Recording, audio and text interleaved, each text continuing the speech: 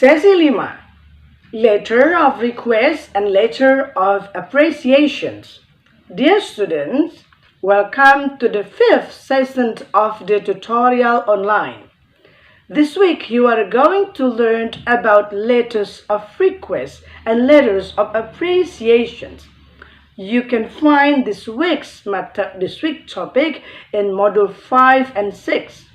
Each module consists of 2 learning activities. By the end of the week, you are expected to be able to distinguish different kinds of letters and letters of request and write thank you email accurately and appropriately. Please study the material and enrichment link below.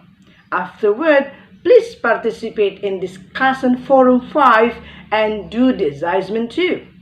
Good luck!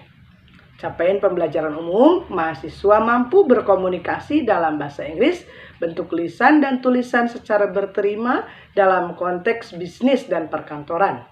Adapun capaian pembelajaran khususnya adalah mahasiswa dapat membandingkan jenis-jenis letter of request. Nomor 2, mahasiswa dapat menulis letter of application secara akurat, jelas, wajar, dan benar.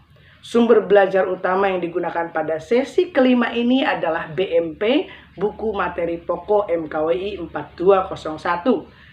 Bahasa Inggris modul 5 dan modul 6. Oke, selamat mengikuti perkuliahan online ini, perkuliahan tutorial online pada sesi kelima. Thank you.